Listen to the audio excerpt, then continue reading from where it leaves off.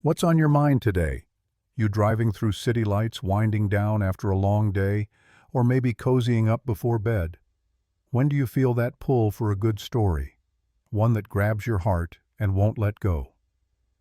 Let's dive into something unforgettable together. Imagine the soft patter of rain on cracked sidewalks echoing through Atlanta's historic Sweet Auburn neighborhood as dusk settles in like an old friend wrapping you in a familiar, weary embrace. The air hangs heavy with the scent of wet asphalt and distant barbecue smoke from a corner joint that's seen better days. There, under a frayed umbrella that's more holes than cover, stands Evelyn Jackson, a 70-year-old retired black nurse whose hands once stitched hope into the wounds of a community fighting for its very breath during the civil rights era. She's not just waiting out the storm, she's become one with it, invisible to the hurried passers-by in their sleek cars splashing puddles that soak her worn sneakers. In her mind she hums an old gospel tune, "Precious Lord, take my hand," the same one she whispered to patients in overcrowded clinics back when every shift felt like a battlefield. You see, Evelyn's story isn't just hers. It's a mirror for so many of us who've felt the world turn its back, especially in a city like Atlanta, where the shadows of progress often hide the pain of the pushed out. Just think about it. In recent years, waves of gentrification have swept through neighborhoods like this one, displacing thousands upon thousands of black elders. Reports show that since the 1980s, around 22,000 black residents have been forced out of Atlanta alone, with high-rise condos and trendy cafes rising where family homes once stood, all fueled by policies that prioritize profit over people. And in Fulton County, eviction notices fly out like confetti, about 800 a week, with black renters bearing the brunt, making up more than half of those heartbreaking cases. It's a vicious cycle, isn't it? One that starts with something as cruel as medical debt, like the kind that swallowed Evelyn whole after her husband's long battle with sickle cell disease, a condition that strikes one in every 365 black American births, turning routine care into a financial avalanche. Those bills piled up, eroding her savings faster than she could say next shift, a trap that's all too common for black families where out-of-pocket costs can eat up over 3% of median household income in a lifetime. But here's where it gets real, and where the fire in your own spirit might start to flicker. We often hear that tired old line, "Just pull yourself up by your bootstraps." Oh, how easy it sounds, right?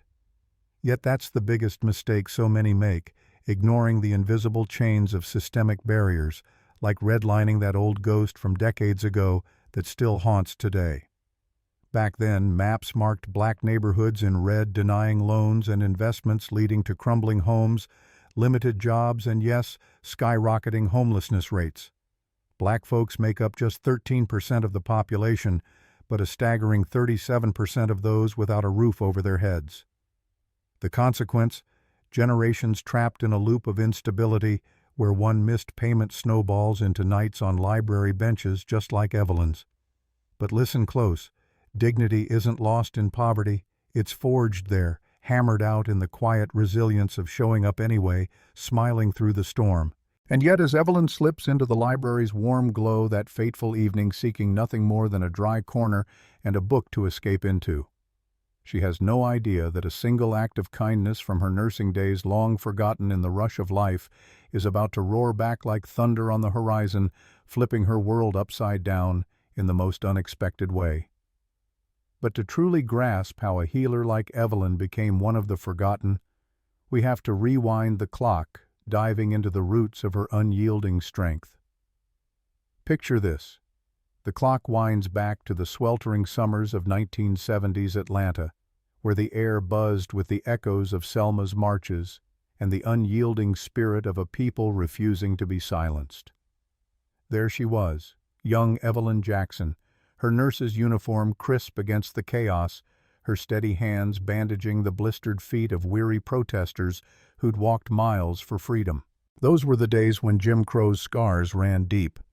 But Evelyn, she moved through the overcrowded clinics like a quiet force, stitching up wounds, not just on skin, but in souls, whispering encouragement to mothers, clutching babies, fathers, nursing bruised pride from a system stacked against them. Her voice, soft yet unbreakable, carried the weight of Psalms 23.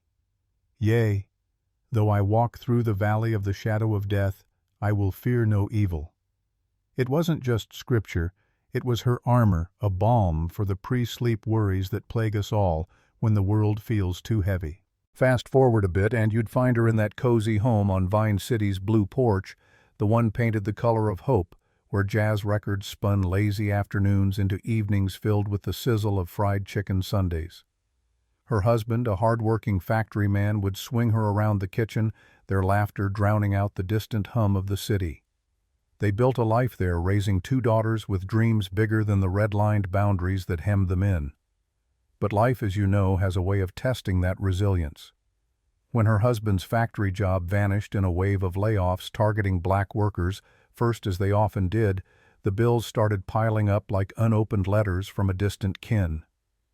Burnout crept in for Evelyn too, those endless shifts leaving her body weary, her spirit frayed. Foreclosure hit like a storm, scattering the family. Her girls fled to Chicago, chasing better odds in a North that promised more, but often delivered the same old struggles. And here's the gut punch that hits close to home for so many. While white nurses from those same clinics retired with pensions padding their golden years, Evelyn got pink slips and empty promises. Reports from AARP highlight this stark divide. Black workers are far less likely to have access to employer-sponsored retirement plans than their white counterparts, with 1 in 3 black retirees relying solely on Social Security compared to less than 1 in 5 whites. Older adults of color often miss out on income from savings or 401ks, widening that racial wealth gap to where black households hold just a fraction of white median wealth in later years. It's a consequence of decades of disparity, isn't it? One layoff leads to lost homes, fractured families, and a cycle that echoes through generations. Contrast that with the enduring spirit of someone like Ruby Bridges, who at just 6 years old walked through mobs to integrate a New Orleans school in 1960, becoming a lifelong symbol of civil rights defiance. Her quiet steps, shaking foundations, much like Evelyn's daily acts of care. But Evelyn's story twists it. Her kindness ledger wasn't in grand marches, but in secret gestures during the 80s crack epidemic that ravaged Atlanta's black neighborhoods. Oh, that dark chapter when crack cocaine flooded the streets, turning families inside out and superseding responsibilities as obsession took hold. In places like Mechanicsville, it entered with disastrous results, doubling homicides among young black males and leaving kids hungry in the shadows. That's when Evelyn, even as her own world crumbled, would slip sandwiches and words of hope to neighborhood boys like young Jamal, patching up his scrapes from street fights that no child should know. She didn't do it for glory. It was instinct, a healer's heart refusing to look away. But here's a lesson we all trip over, bottling up that pain, hiding the scars from layoffs, evictions, or epidemics, only leads to deeper isolation. Share those scars, they become stories that connect us, bridges over the valleys we walk. Don't make that mistake. Let vulnerability be your strength, turning whispers into roars. Yet as Evelyn clutched a faded photo in her pocket that rainy night in the library, a snapshot of that scrappy boy Jamal, grinning with a bandaged knee, she had no inkling it held the key to a thunderous twist waiting just beyond the courthouse doors. But before the gavel's cruel echo could seal her fate, let's step into that tense crucible where judgment meets justice. Step into the echoing halls of Fulton County's courthouse in Atlanta, where the marble floors once carried the resolute footsteps of Dr. Martin Luther King Jr., now polished to a cold sheen that mirrors the indifference of a system built on uneven scales. The air is thick, heavy with the scent of old wood and stale coffee from the vending machines down the hall as Evelyn Jackson stands before the bench, her tattered nurse's scrubs hanging loose on her frail frame, a Bible clutched in hands that once healed the broken. Charged with loitering for nothing more than seeking a warm corner in the library, she's an easy target in this crucible of judgment where the gavel's echo can shatter lives like fragile glass. Judge Harlan Whitaker, with his polished southern drawl and a smirk that could curdle milk, leans forward, his eyes narrowing as he drips disdain. "Our libraries aren't soup kitchens, Ms. Jackson. You think taxpayers owe you a lounge chair? The audience snickers ripple through the room, a chorus of judgment that stings like salt in an open wound, her trembling hands tightening around that Bible as shame burns hot in her cheeks. But pause here, because this isn't just a scene. It's a mirror to the fallout of humiliation that compounds trauma, spiking cortisol levels in elders like Evelyn, as studies from the American Psychological Association reveal, where microaggressions against black seniors trigger stress responses that echo through the body, raising blood pressure and eroding health over time. It's a vicious cycle. One mocking word leads to internalized pain, weakened immune systems, and a lifetime of carrying invisible weights. Compare this to the era of Emmett Till, that heartbreaking 1955 trial in Mississippi, where judicial bias turned a courtroom into a stage for mockery, an all-white jury acquitting his killers amid segregated seats and sheriff slurs, a subtle lynching by words that scarred a nation. Fast forward to today, and it's the same shadow in modern #say-her-name cases where black women face courtroom injustice, their stories of police violence dismissed or silenced as highlighted in campaigns, shedding light on overlooked brutality against them. Evelyn could snap back with the fire of Harriet Tubman, who in her youth defied an overseer at a Maryland store in the 1830s, refusing to aid in punishing an enslaved man and taking a blow that changed her life, a raw act of resistance that sparked her path to freedom. But she chooses silence, a quiet power that teaches us restraint can be a weapon turning the gaze back on the oppressor. But here's the pitfall. So many in power fall into judges like Whitaker, mistaking authority for empathy, letting unchecked ego erode their souls and blind them to humanity. The lesson, power without heart, is a hollow throne. Face your fears with mirrors of truth, or watch it crumble. Yet as the laughter fades, and Whitaker's quips hang in the air like storm clouds, a distant rumble whispers from outside like an approaching thunder on the horizon, hinting at an unseen army awakening to shift the tide. Feel the tension coiling in the air outside that Fulton County courthouse, where the distant growl of engines starts as a whisper blocks away in the heart of Atlanta's 5 Points, a neighborhood pulsing with the rhythm of history from civil rights marches to the unyielding beat of hip-hop anthems that rose from its streets. It's no ordinary rumble. This is the thunder of 45 Black Thunder Riders, a brotherhood forged in the fires of the 90s when hip-hop crews evolved into leather-clad guardians, their Harleys not just machines, but shields against the streets that tried to swallow them whole. Patches gleaming with thunder over oppression under the fading afternoon sun, they converge like a storm, gathering force boots hitting pavement in sync, a deliberate drumbeat that echoes the resilience of a community too often forced to ride in the shadows. At the helm rides Jamal Thompson, silver-bearded and broad-shouldered, his eyes sharp as the switchblade scars from his youth, now the president of this unbreakable crew. But here's the twist that hits like a bolt from the blue. Jamal isn't just any rider. He's that scrappy boy from Evelyn's Vine City porch, the one she nursed back in the 80s crack epidemic when Atlanta's black neighborhoods were torn apart by a plague that doubled homicides among young black men and left families scavenging for scraps. Picture it, a 14-year-old Jamal bloodied from a gang fight stumbling onto her steps, and Evelyn without a second thought cleaning his wounds with gentle hands, slipping him a sandwich wrapped in love, whispering, "Boy, the streets don't own you, your heart does."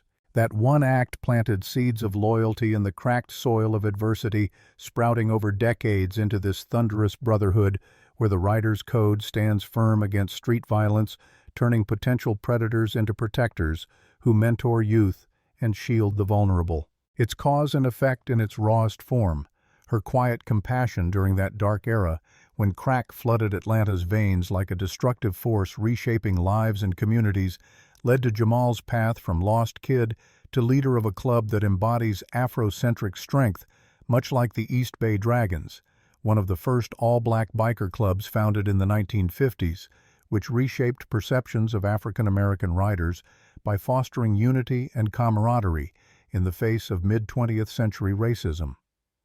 Contrast this with the white biker lore of groups like the Hells Angels, often stereotyped as outlaws, in a vacuum of rebellion, while black clubs like the Thunder Riders draw from deeper roots protecting the marginalized, much as the Outcast MC did in Detroit, born from segregationist policies, post-1967 riots spreading nationwide to keep peace in turbulent times. And think of the real-world echoes just as black biker groups rallied in the wake of George Floyd's murder with crews like the Street Riders NYC leading justice rides through city streets in 2020, chanting for reform and shielding protesters on two wheels, so too do the Thunder Riders rev up, now their engines a call to action born from that same unyielding spirit. But oh, the mistake so many make, dismissing these thugs in leather as mere threats, blind to their origins as wounded healers who rise from the ashes of systemic neglect to guard their own. It's a costly error, one that ignores how clubs like these have mentored generations, collected coats for the homeless, and stood as sentinels in divided communities, turning stereotypes into stories of survival. The lesson here burns bright roots run deeper than the roads we ride. Nurture them with kindness and watch them grow into forces that defy the odds, pulling you from the brink when you least expect it. As Jamal pauses in the shadow of the courthouse, his private prayer rising like Evelyn's old hymns, "Lord, let this thunder be her shield." The emotion swells a vulnerable crack in his tough exterior that tugs at the heartstrings of anyone who's ever felt like an overlooked hero in their own life. Yet with engines idling like a heartbeat about to surge, the riders dismount, their presence building like a wave ready to crash through those heavy doors. Will they burst in and shake the bench to its core? Feel the ground tremble first, that low guttural growl building blocks away in Atlanta's bustling 5 Points, where the pulse of the city meets the roar of rebellion. It's the kind of sound that vibrates through your chest, pulling you from the courtroom's stifling silence like a siren's call, engines revving in unison, deep and thunderous, as 45 black Thunder Riders converge like shadows coming alive. These aren't just bikers. They're leather-clad guardians, forged from the 90s hip-hop crews that once patrolled Atlanta's streets against the crack epidemic's chaos, evolving into a brotherhood bound by an unbreakable code: protect the vulnerable, ride against the violence that tries to tear families apart. Their patches gleam under the streetlights. Thunder over oppression, a symbol of Afrocentric strength, shields raised not for turf wars but for the quiet battles of everyday survival. And at the helm, silver beard catching the fading light, rides Jamal Thompson, the president, whose weathered face tells tales of roads less traveled. But here's the twist that hits like a lightning bolt. Jamal isn't a stranger to Evelyn. He's her porch kid, the scrawny 14-year-old she nursed back in the 80s after a brutal gang fight left him scarred and bleeding on her blue porch steps. That night, as sirens wailed in the distance, Evelyn didn't just stitch his wounds with steady hands. She wrapped him in a sandwich, a warm blanket of words. "Boy, this world's got teeth, but you've got heart, don't let it bite you down." No fanfare, no expectation, just pure instinctive kindness from a healer who saw the boy beneath the blood. Oh, the cause and effect of that moment. It's profound, a ripple that planted loyalty seeds in fertile soil, sprouting into the Thunder Riders' ethos against street violence, where rides now escort kids to school and stand guard at community vigils. Contrast this with the white biker lore of groups like the Hells Angels, often painted as outlaws in Hollywood myths, all Harleys in rebellion born from post-Woo vets seeking brotherhood amid chaos. Yet here the Thunder Riders embody an Afrocentric shield rooted in black resilience, turning motorcycles into chariots for justice rather than just chrome and thunder. It's a beautiful inversion, isn't it? Where one narrative glorifies the wild ride, this one harnesses it for healing the wounds of a community long targeted. Take, for instance, the real-world fire of 2024, when Philadelphia's black motorcycle clubs hit the streets with over 100 riders roaring through the city, not for chaos, but to rally black men to register and vote, a multi-pronged push for empowerment in the face of systemic barriers, echoing the ongoing fight for justice that George Floyd's legacy ignited years before. These unexpected allies showed up, helmets gleaming, proving that brotherhood on two wheels can amplify voices long silenced. But here's the mistake so many make, the one that keeps us divided, dismissing these thugs as threats overlooking the wounded healers beneath the leather, the ones who've turned personal scars into communal armor. Don't fall into that trap, see the roots, and you'll find the revolution. And then the emotional gut twist that tugs at every vulnerable string as the riders pause at a red light. Jamal bows his head in private prayer, his gravelly voice murmuring an old hymn Evelyn once sang to him. Amazing grace, how sweet the sound, echoing her gospel whispers from those clinic nights, a vulnerable bridge across decades that reminds us all of the quiet faiths that fuel our fights. The lesson sinks deep roots run deeper than roads, binding us in ways time can't erode, turning forgotten favors into forces that lift us when we fall. Yet as the courthouse doors creak open just a sliver, the thunder draws nearer. Will they burst in and shake the bench to its core? The heavy courthouse doors groan open, and the air shifts like a storm breaking through a long, suffocating calm. Boots thunder on the marble floor, deliberate and steady, as 45 black Thunder Riders pour into the Fulton County courtroom, their leather jackets catching the chandelier's glow, patches blazing. Thunder over oppression. The room, once alive with the cruel snickers of the audience, falls into a stunned hush, every eye locked on the sea of resolve filling the pews.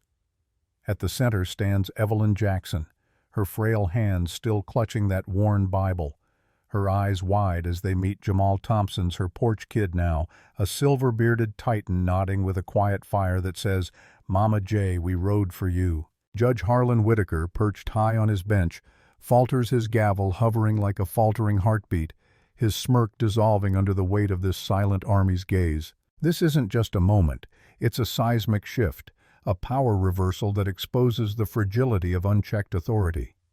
Whitaker's psyche, rooted in Atlanta's elite circles, crumbles under scrutiny, a mirror to the broader fallout of judicial arrogance.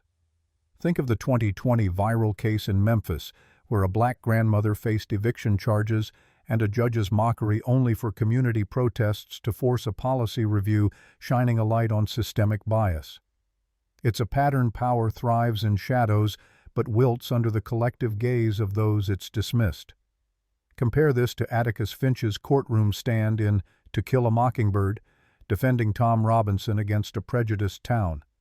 But here the script flips, the mocked become the jury, their presence a silent verdict on Whitaker's cruelty. The consequence. A judge accustomed to ruling with quips now faces a reckoning, his authority exposed as a house of cards when the community unites. But here's the twist that grabs you by the heart. An elderly woman in the audience, her face lined with years of struggle, rises trembling from her seat. Her voice cracks raw with memory. "This ain't justice, it's echoes of chains. I marched in '63 and Evelyn patched my wounds when the cops turned hoses on us." She's a former patient, a civil rights foot soldier from the March on Washington, her words igniting a ripple of confessions. Another voice joins a young man in a suit, his head bowed. "My aunt's on the streets too. I judged her like y'all judged Evelyn." The room shifts, shame replacing smugness, as the audience begins to see their own reflections in her fight. It's a real-world echo of 2019's Flint water crisis, where biker crews escorted clean water trucks, their presence turning apathy into action, proving unity can rewrite narratives. Oh, the mistake Whitaker made, assuming his bench shielded him from accountability, a common error among those who wield power without empathy, blind to the truth that mockery masks their own fear of exposure. The lesson burns clear: unity isn't loud, it's a quiet storm, a collective stand that shifts the ground beneath tyranny. Evelyn's spine straightens, her trembling hands steady as the rider's silent strength pours into her each pair of eyes, a vow, "We see you." The media outside buzzes phones, lighting up the night like fireflies, capturing this rebellion for the world to witness, promising a viral wave that will echo far beyond these walls. Yet as Whitaker's voice trembles, his gavel still raised, Evelyn steps forward, her fragile frame carrying the weight of 1,000 untold stories, ready to deliver a truth that will shake the room to its core.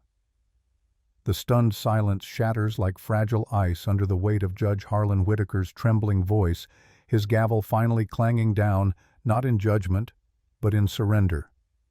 Charges: Dismissed. He mutters the words hanging heavy in the Fulton County courtroom, a hollow echo against the marble walls that once amplified his arrogance.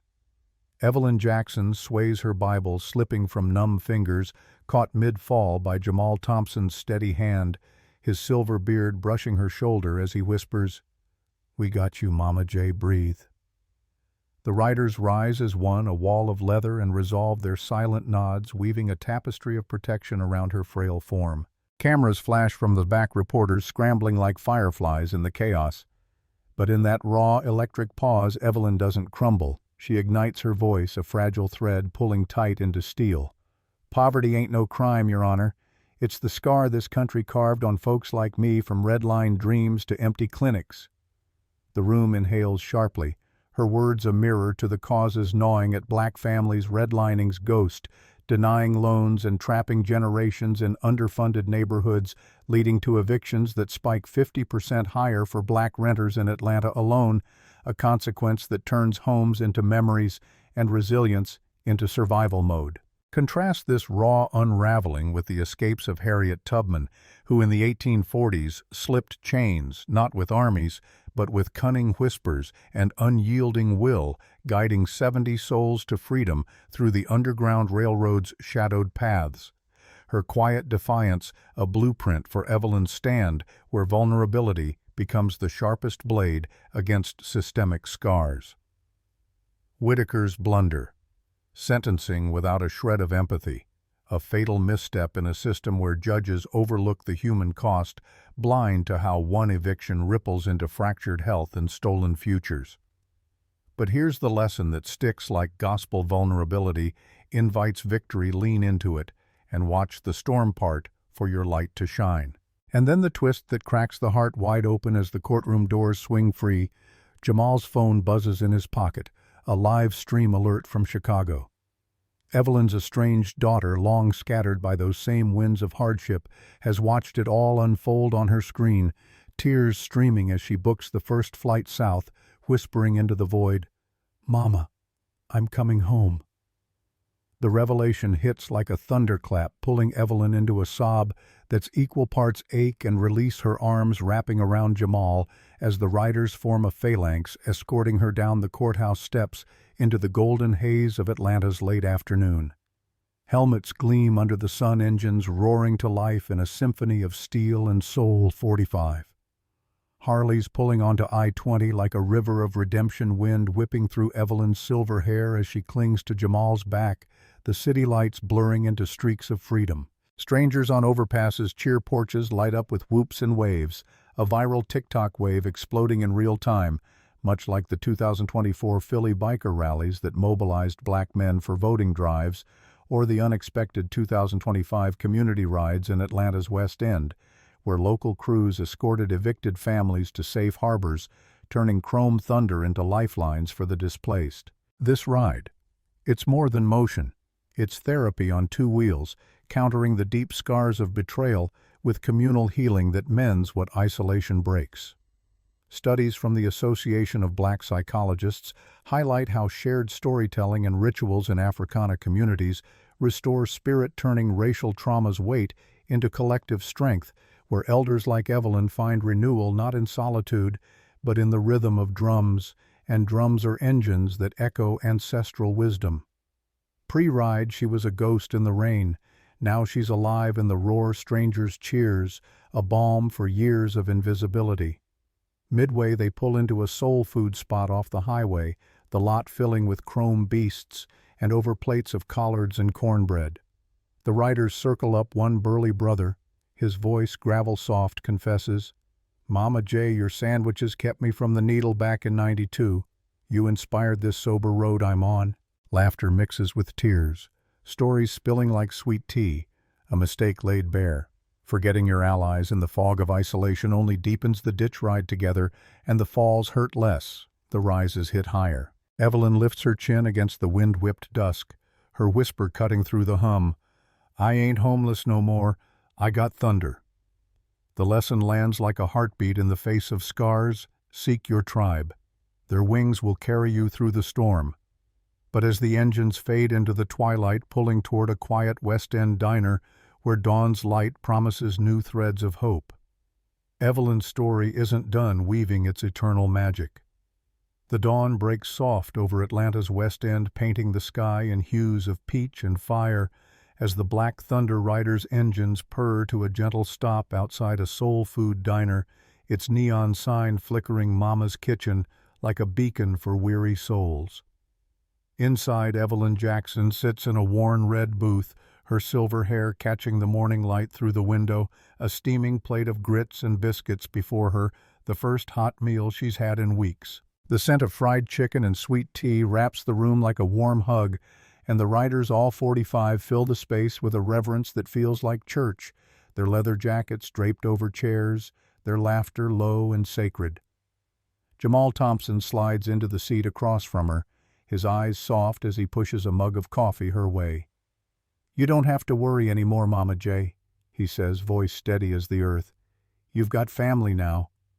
Evelyn's hands tremble around the mug, tears spilling not from shame, but from a heart suddenly too full to hold it all. "I only did what anyone would have done," she whispers. "You were just a hungry boy."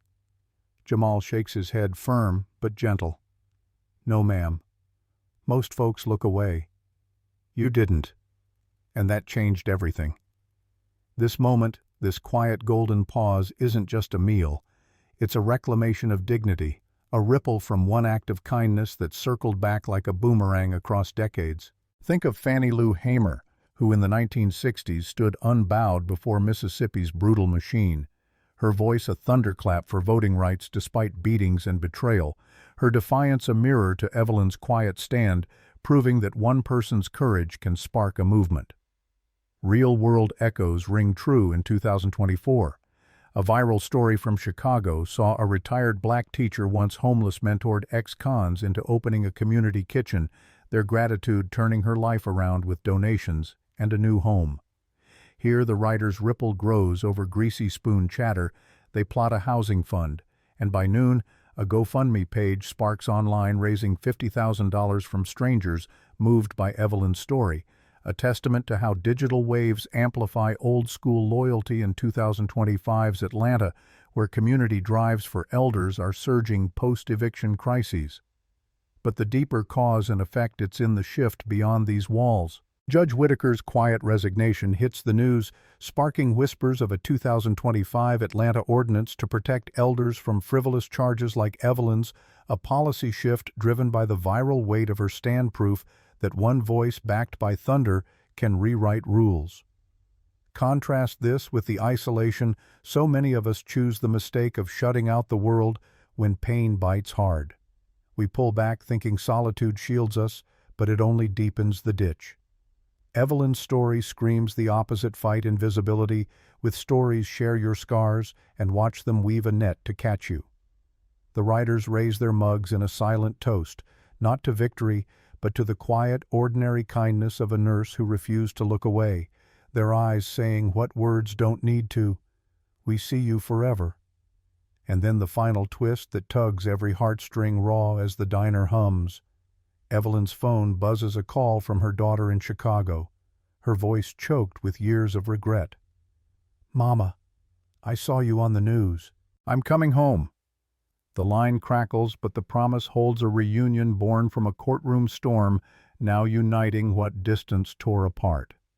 One rider, a grizzled mechanic with hands like oak, leans forward, his voice low.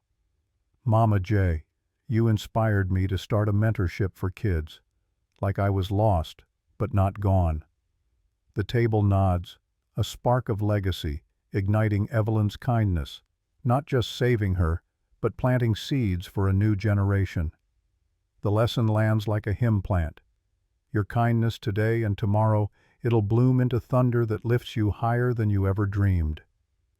As the riders mount their bikes, engines purring like a lullaby under the orange-streaked sky, Evelyn stands at the diner's edge, hand on her heart, whispering, "I'm seen.